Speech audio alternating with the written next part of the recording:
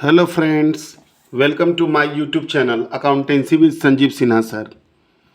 तो फ्रेंड्स, मैं आज आप लोगों को जो चैप्टर पढ़ाने वाला हूं उसका नाम है admission of partner. Admission of partner का मतलब होता है कि नए साझेदारों को फर्म में प्रवेश देना। देखो, जब भी कोई पार्टनरशिप बिजनेस चलता है तो उसमें कई टर्म एंड कंडीशन आते रहते हैं, कई स्थितियाँ और परिस्थितियाँ आती रहती हैं। और उन्हीं स्थितियों परिस्थितियों में कभी कभी ऐसा भी होता है कि किसी नए पार्टनर को फर्म में क्या कहता है शामिल किया जाता है, जिसे कि एडमिशन ऑफ पार्टनर के नाम से जाना जाता है। तो जाहिर सी बात है कि जब कोई पार्टनर फर्म में एडमिट होगा तो पुरानी साझेदारी को समाप्त कर दिया जाएगा और नया साझेदारी का जन्म होगा। ये भी रिकंस्टिट्यूशन ऑफ पार्टनरशिप है, क्योंकि रिकंस्टिट्यूशन ऑफ पार्टनरशिप प्रत्येक वैसी दशाओं में होता है जबकि पुरानी साझेदारी समाप्त हो जाती है और नई साझेदारी का जन्म होता है।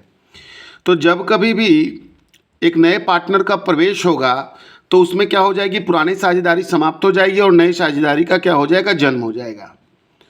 तो इस दशा में क्या होता है कि जो ओल्ड रेशियो होता है, जो पहले से जो रेशियो बढ़ता है, पहले से जो लोग लाभानी को जिस प्रकार से बांटते रहते हैं उसमें क्या किया जाता है, चेंजेस लाया जाता है, चेंजेस हो जाता है।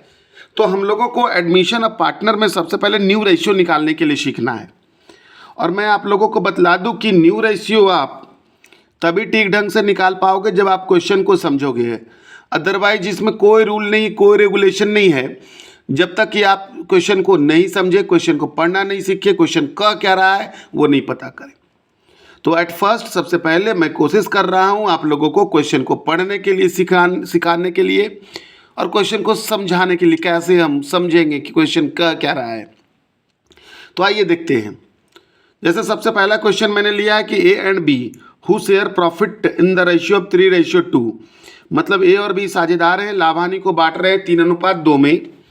एडमिट सी, उन्होंने सी को एडमिट करा, शामिल करा। टू गिव हिम 1/3 शेयर, कितने हिस्से के लिए, 1/3 हिस्से के लिए।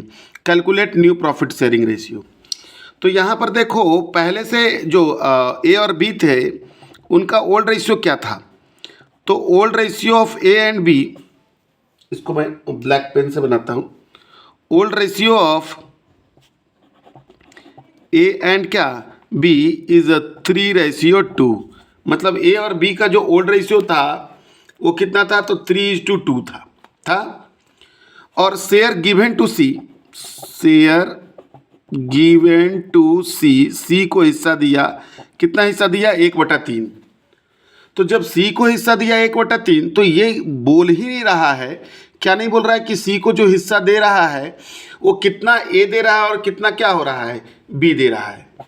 तो जब क्वेश्चन में ये न पता चले कि जो नया पार्टनर है उसको जो हिस्सा दिया जा रहा है कितना ए दे रहा है, कितना बी मतलब दे रहा है, तो हम लोग क्या करेंगे कि लेट टोटल प्रॉफिट बराबर 1 करके क्वेश्चन को बनाएंगे। कैसे, तो लिखता हूं कि लेट टोटल प्रॉफिट बराबर 1। मान लिया कि कुल प्रॉफिट है कितना, 1 इसलिए माने क्योंकि सी को हिस्सा जो दे रहे हैं वो क्या फ्रैक्शन में है।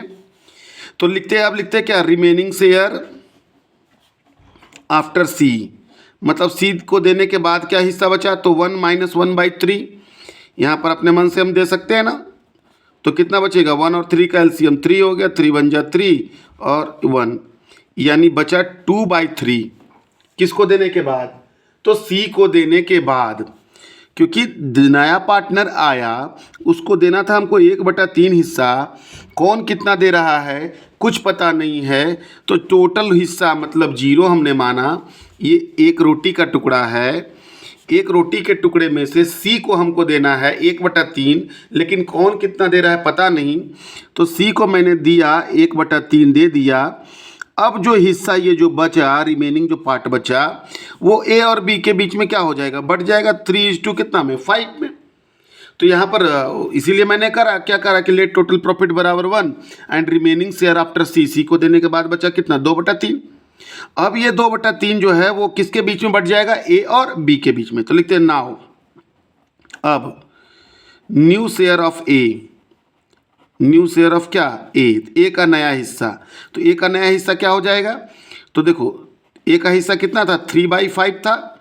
3/5 ऑफ जो बचा हुआ हिस्सा है कितना बचा हुआ हिस्सा है 2/3, काट भी सकते हैं, नहीं भी काट सकते, छोड़ भी सकते हैं, यानी 2/5।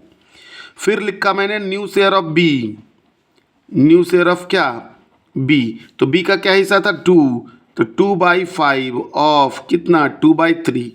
यही 2/3 जो बचा है उसको ए और बी में इस रेशियो में हम क्या कर रहे हैं, बांट रहे हैं। तो इसको भी कट नहीं कट रहा है, तो 2 दूना 4, 4 और 5 दिया 15 हो गया। और सी का हिस्सा कितना था, सी का हिस्सा हम लोग दिए थे share of C equal to 1/3। So new ratio of A B and C 2/5, 4/15 और 1/3। लेकिन देखो ये सही नहीं है क्योंकि ये डिनोमिनेटर जो है वो सब अलग अलग है। तो इसको सही कैसे करेंगे, तो तीनों का हम एलसीएम निकालते हैं।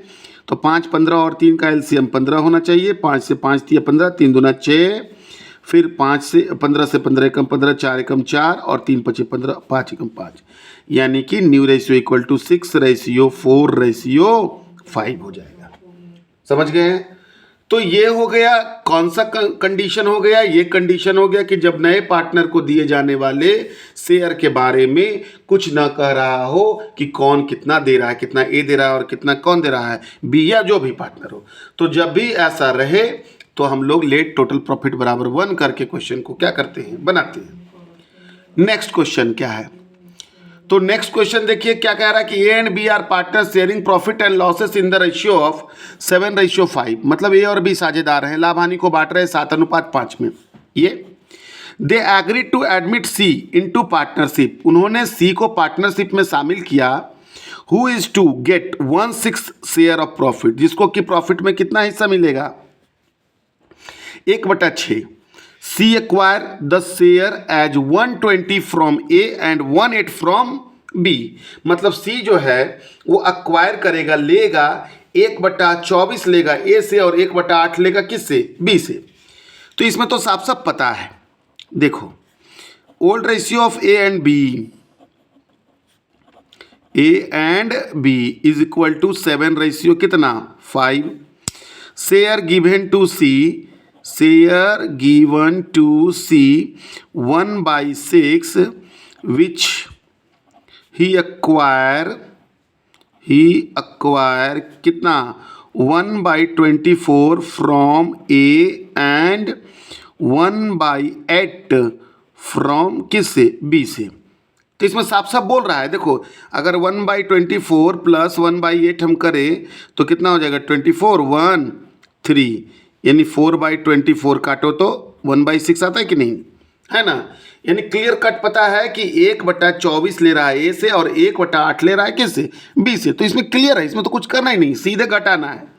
सो क्या हो जाएगा न्यू शेयर ऑफ ए, तो न्यू शेयर ऑफ ए कितना हो जाएगा, तो ए का पहले था हिस्सा कितना 7/12 है ना, माइनस 1/24, एलसीएम हो जाएगा 24, 12 से 2 बार में है ना, तो 14, 12 दूना 24, 7 दूना 14, 1, यानी 13/24। फिर आ जाओ ये किसका हो गया, न्यू शेयर ऑफ ए का हो गया। फिर आ जाओ new share of B, new share of B का 5/12 माइनस कितना हो जाएगा 1/8, यानी कि यहाँ पर भी हो जाएगा 12 और 8 का एलसीएम 24 लग जाएगा। 24 से 2, 5 2 जा 10 और 8 3 जा 24, यानी 7/24 हो गया। किसका हो गया, बी का हो गया। अब आ जाओ सी का कितना हो जाएगा, तो सी का तो पता ही है हमको, सी को 1/6 मिला है।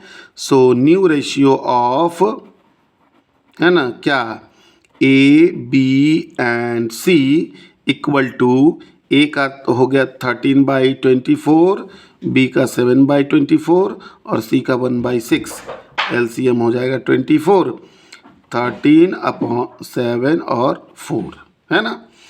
तो ये दो तरीके का मैंने क्वेश्चन बनाया। पहला तरीका में क्या था कि नए पार्टनर को दिए जाने वाले हिस्से के बारे में कुछ नहीं कह रहा था कि कितना ए दे रहा है कितना बी दे रहा है, और क्वेश्चन नंबर 2 में बता दिया, साफ साफ बता दिया कि कितना ए दे रहा है और कितना कौन दे रहा है, बी दे रहा है ना। तो जब तक क्वेश्चन नहीं समझेंगे, जब तक कैसा क्वेश्चन का पैटर्न है वो नहीं समझेंगे, तब तक इसमें हम लोग क्वेश्चन बनाने में दिक्कत हो जाएगा। सो दैट क्वेश्चन बनाना अच्छी बात है, लेकिन क्वेश्चन को समझ के बनाना उससे अच्छी बात है। तो इस प्रकार के क्वेश्चन का प्रैक्टिस कर लोगे। कल भी मैं इसी टॉपिक पे आगे चर्चा करने वाला हूँ। Thank you.